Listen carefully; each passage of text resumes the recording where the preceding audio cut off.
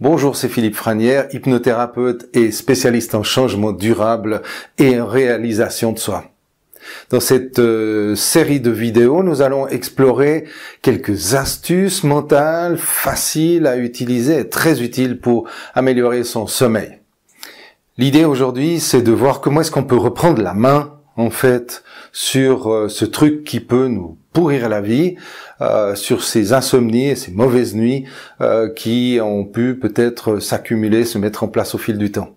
Alors, une des choses intéressantes qu'on peut faire, c'est de se procurer un petit carnet pour faire un agenda du sommeil.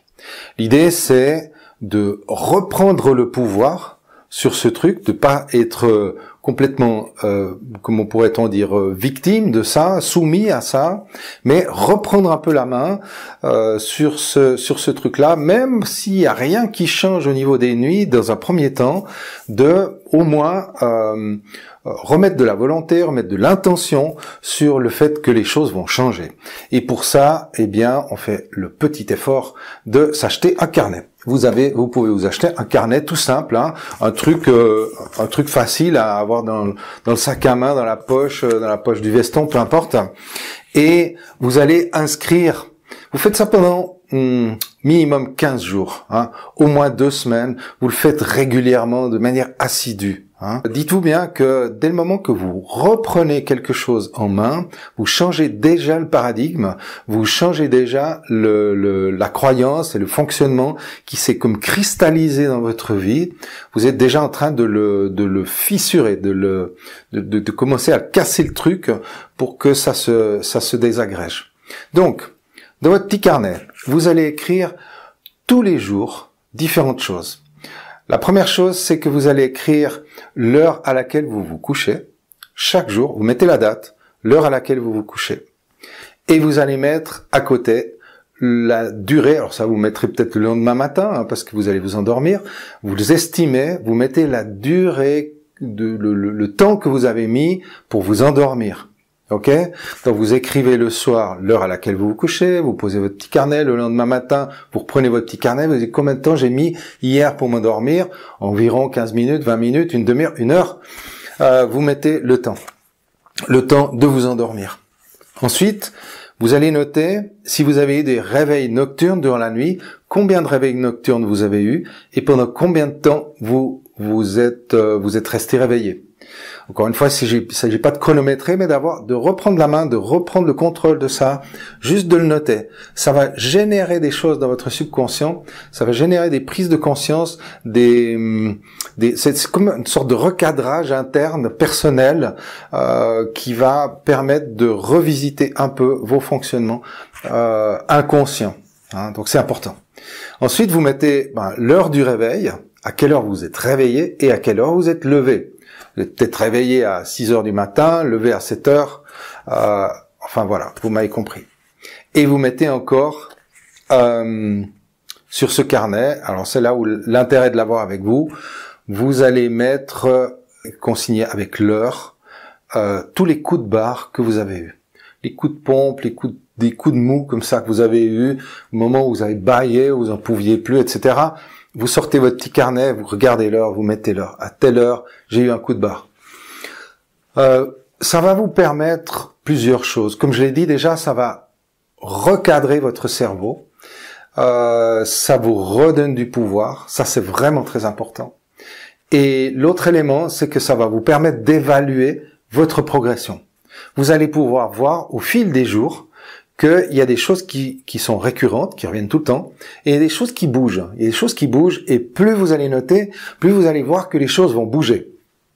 Sur ce petit carnet, vous allez aussi noter d'autres choses. Peut-être vous allez choisir un côté du carnet pour faire ces notes jour après jour, sur les 15 jours, comme je viens de vous le conseiller, et de l'autre côté, vous allez consigner sur 2 pages vos pensées. Vous voyez, 2 pages, vous mettez à gauche, vos pensées noires, vos pensées sombres, les pensées, les scénarios catastrophes, tous les trucs qui vous passent, toutes les idées noires qui vous passent par la tête, hein, et vous les notez telles quelles. Vraiment, c'est important de les noter comme elles viennent. si vous vous maudissez, si par moment vous vous dites des mauvaises choses sur vous, ça peut même être des insultes, hein. Oh Philippe, qu'est-ce que t'es con, t'es qu'une pauvre tâche, peu importe. Vous savez, on a des pensées comme ça qui viennent. Voilà, chacun son vocabulaire personnel, et des fois on n'est pas tendre avec ça. Donc, notez ces pensées textuellement telles qu'elles vous viennent. Sur la gauche, vous notez les pensées négatives. Et sur la droite, vous notez vos pensées positives. Alors, il se peut que au début, la gauche soit très remplie, la droite pas trop. Mais vous allez constater qu'en remplissant à gauche, ça va vous donner des idées d'inversion et des idées pour remplir la page de droite. De sorte que dans ce petit carnet, vous allez avoir la gauche, c'est comme une poubelle. D'ailleurs, vous pourriez en haut de chaque page gauche dessiner une petite poubelle. Quand vous notez vos pensées, elles sortent de votre tête, elles vont dans la poubelle du carnet, à gauche. Et à droite, si vous n'avez pas trop de pensées positives au début de cette action, pas de problème, inventez-en. Inventez-les, dites-vous, tiens, qu'est-ce que je pourrais me dire de sympa? Je pourrais me dire que aujourd'hui, je vais me faire un petit plaisir.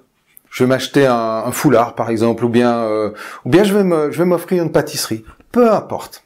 Vous n'êtes pas ici pour l'instant pour perdre du poids. Vous êtes là pour vous faire plaisir. Vous êtes là pour modifier vos pensées. Modifier ses pensées, ça peut être, ça peut être porter une chemise rose comme je l'ai fait aujourd'hui, et avoir n'importe quelle structure dans votre structure mentale, n'importe quelle idée qui vous fait du bien. Donc, avec ce petit carnet, vous allez commencer à vous impliquer dans le changement. Vous vous impliquez dans votre problématique pour qu'elle devienne une solution. Votre problématique actuellement est là, ok, vous reprenez la main dessus pour commencer à la transformer.